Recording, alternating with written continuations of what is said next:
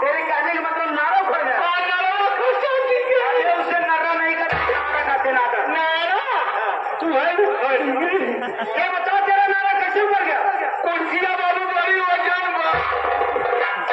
ये कुर्सी वजन है। अरे बाबू हमें आता ना कि पपीता के लकड़ी बनवा